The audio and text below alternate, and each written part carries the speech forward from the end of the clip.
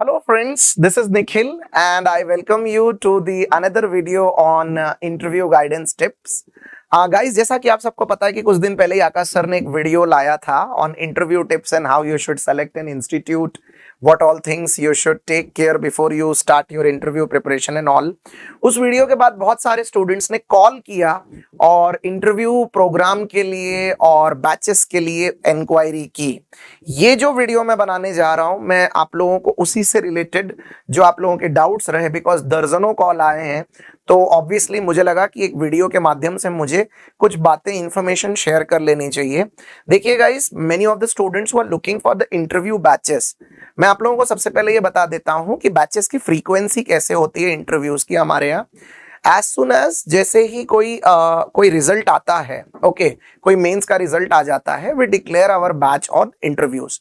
सो let us suppose अभी आने वाले दिन में जैसे आईडीबीआई असिस्टेंट मैनेजर का रिजल्ट आने वाला है, तो उसके बाद definitely you are going to get an interview batch related to that.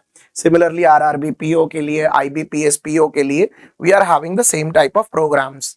So first of all ये जरूरी है कि जब तक आपका मेंस का रिजल्ट नहीं आ जाता, आप लोगों को कुछ कुछ चीजों का ध्यान रखना चाहिए और एटलीस्ट बैच ज्वाइन करने से पहले आप चाहें तो इन चीजों पे काम कर सकते हैं।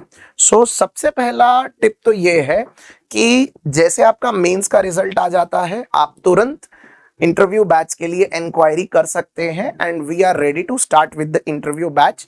इस बैच में हम आपको 5 से 6 सेशंस देंगे। ये सेशंस जो होंगे ये आपको एचआर स्किल्स के ऊपर ट्रेन करेंगे, साथ ही साथ आपको बताएंगे जनरल अवेयरनेस और बैंकिंग अवेयरनेस से रिलेटेड सारी जानकारी।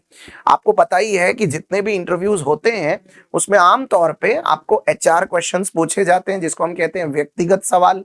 इसके अलावा पूछे जाते हैं आपके बैंकिंग और जनरल अवेयरनेस के क्वेश्चंस, और तीसरा एक और पार्ट होता है जिसमें आपको ग्रेजुएशन रिलेटेड क्वेश्चंस या वर्क एक्सपीरियंस के क्वेश्चंस पूछे जाते हैं। तो हमारे जो इंटरव्यू सेशंस होते हैं बैच में, वो जनरली इसी चीज के ऊपर फोकस्ड होते हैं, डेडिकेटेड सेशंस होते हैं उसके लिए। ये सेशंस हो जाने के बाद हम स्टूडेंट्स को कस्टमाइज आंसर बना के भी देते हैं depending upon their profile. For example, जैसे कोई स्टूडेंट होगा, उसका 4 साल का गैप है, ईयर गैप है, और वो बैंकिंग की प्रिपरेशन कर रहा है, तो जनरली उसको एक क्वेश्चन रहता है कि सर अगर मुझे पूछा गया कि पिछले 4 साल से क्या कर रहे हो तो मैं क्या बताऊंगा। किसी किसी स्टूडेंट का कोई एक रेलेवेंट वर्क एक्सपीरियंस नहीं होता, किसी दूसरे फील्ड का ही होता है, तो वो कैसे जस्टिफाई करेगा। तो सच टाइप ऑफ प्रोफाइल्स जो होते हैं, तो हम उससे रिलेटेड आपको कस्टमाइज आंसर बनाकर देते हैं, राइट। ये डाउट क्लियरिंग सेशन में होता है। इसके बाद फिर हम स्टूडेंट्स को 2 मॉक इंटरव्यूज देते हैं बैक टू बैक। पहला मॉक इंटरव्यू जो होता है उसमें स्टूडेंट को जो सेशंस के थ्रू हमने बताया है, उसके बाद ऑब्वियसली स्टूडेंट एक मॉक इंटरव्यू देके अपनी कितनी प्रैक्टिस हुई है ये चेक करेगा, उसको फीडबैक दिया जाएगा। उस फीडबैक के आधार पे वो 3-4 दिन और प्रैक्टिस करेगा और अपनी गलतियां सुधारेगा, अपने कम्युनिकेशंस की खामियों को वो ठीक करने की कोशिश करेगा, जिन जिन चीजों में उसके आंसर्स करेक्ट नहीं थे उसको ठीक करेगा, और उसके बाद एक और मॉक इंटरव्यू वंस अगेन वो देगा। तो इस तरह से एक प्रोग्राम रहता है जो अपने आप में काफी इफेक्टिव रहता है। नाउ द थिंग इज कि बाय द टाइम आप ऐसी कोई बैच ज्वाइन करना चाहते हैं हमारे यहाँ, many of the students who are interested, I just want to tell you कि जब तक आपका मेंस का रिजल्ट नहीं आ जाता तब तक आप एटलीस्ट कुछ कुछ चीजें कर सकते हैं। जैसे कि सबसे पहली चीज तो ये, प्लीज हो सके तो इंग्लिश में थोड़ा सा कम्युनिकेशन अपना बढ़ाइए। डेली वर्क्स में जब तक आपका मेंस का रिजल्ट नहीं आ रहा है, डेली कम्युनिकेशन जो है उसमें इंग्लिश को थोड़ा प्रावधान दीजिए, क्योंकि जितना आप इंग्लिश बोलते रहेंगे, जब बैच शुरू होगी और जब आपकी ट्रेनिंग शुरू होगी, उतना ही आपको आसानी होगी। देखिए, ये बात तो सच है कि 10-15 डेज में दुनिया जहान की सारी इंग्लिश तो कोई सीख नहीं सकता। इसीलिए ये जरूरी है कि आपको बाद में तकलीफें कम हो, इसके लिए आप थोड़ा बहुत इंग्लिश पे काम करना शुरू करिए। मैं ये सजेस्ट नहीं करूंगा कि आप कोई पर्सनालिटी डेवलपमेंट का या स्पोकन इंग्लिश का कोर्स लगा लें और 3-4 महीने के लिए ऑक्यूपाई हो जाएं, वैसी जरूरत नहीं है, क्योंकि बहुत ज्यादा डिफिकल्ट लेवल पे इंग्लिश अपेक्षित नहीं होती। आप एक ठीक ठाक रीजनेबल इंग्लिश अगर बोलते हैं तो वो काफी है।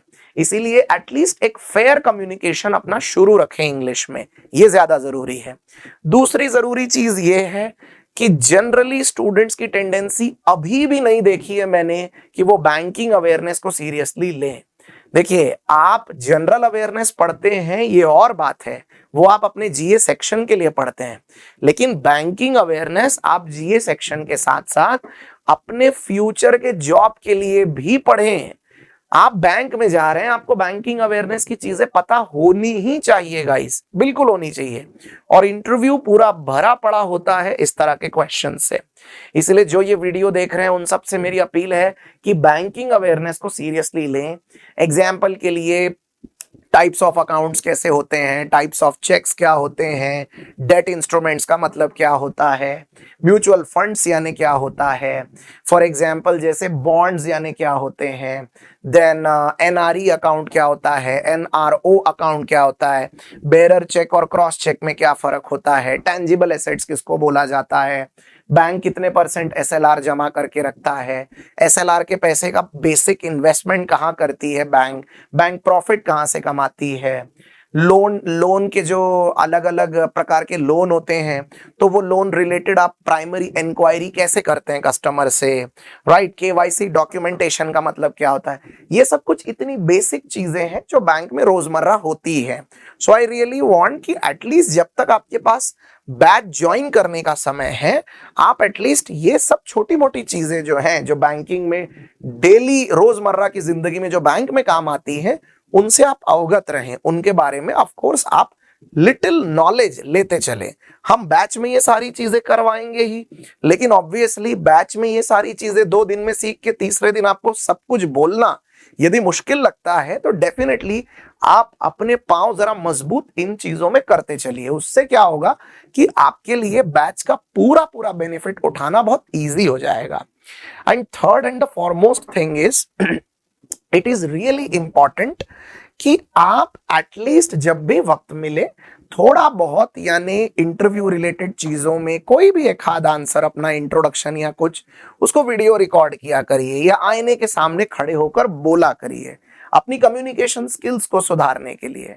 देखिए, इंग्लिश सीख लेने का मतलब कम्युनिकेशन नहीं होता, या बैंकिंग सीख लेने का मतलब कम्युनिकेशन नहीं होता। कम्युनिकेशन का मतलब होता है सही तरीके से अपना संवाद, अपने विचार सामने वाले तक सही भाषा में, सही शब्दों में पहुंचाना, और प्रॉपरली दूसरों से भी उतनी ही चीजें सुनना भी, राइट।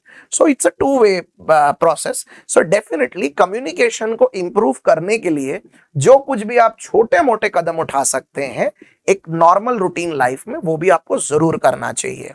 अभी इन दिनों जब मैं कर्नाटका बैंक के इंटरव्यूज ले रहा हूं, ट्रस्ट मी गाइज, हर दूसरा स्टूडेंट यही कहता है कि सर ये मेरा पहला अनुभव है तो मुझे तो कुछ ज्यादा पता नहीं है, सो मैंने इसके पहले कभी इंटरव्यू दिया नहीं है।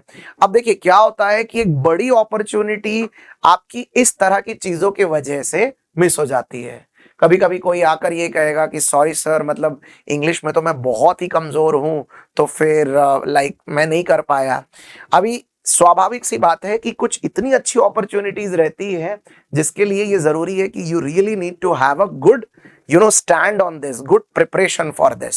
सो बैच के पूरे बेनिफिट्स उठाने के लिए ये जरूरी है कि एटलीस्ट आपकी थोड़ी सी टेंडेंसी उन चीजों से जुड़ी हुई हो। सो ये 3 बातें याद रखिए जब तक आप बैच ज्वाइन कर रहे हैं। सबसे पहले तो थोड़ा बहुत घर में अपने फ्रेंड्स के साथ इंग्लिश में बात करना शुरू करें। दूसरी चीज ये, बैंकिंग अवेयरनेस में इंटरेस्ट लें। बैंकिंग अवेयरनेस की चीजें जॉब प्रोफाइल के लिए बहुत जरूरी हैं, उनका आना और उनका समझना ये बहुत जरूरी है। और तीसरी चीज ये, अपने कम्युनिकेशन को थोड़ा थोड़ा करके इंप्रूव करें, अपने अंदर आत्मविश्वास जगाएं। बाकी तो सारी चीजें all on a big note, definitely जैसे जैसे इंटरव्यूज आते चले जाएंगे हम आपको उसके ऊपर गाइड करते चलेंगे। सो इस छोटे से वीडियो के माध्यम से आपको यही बताने की कोशिश थी। उम्मीद करता हूं कि ये वीडियो आपके काम आया होगा, और उम्मीद करता हूं कि इसके आधार पे आप थोड़ा बहुत अभी आने वाले दिन में अपने लिए कुछ एक प्रॉपर प्लेटफॉर्म तैयार कर पाएंगे for the preparation of your upcoming interviews. So thank you so much for listening, and as always God bless you. जय हिंद एंड जय महाराष्ट्र।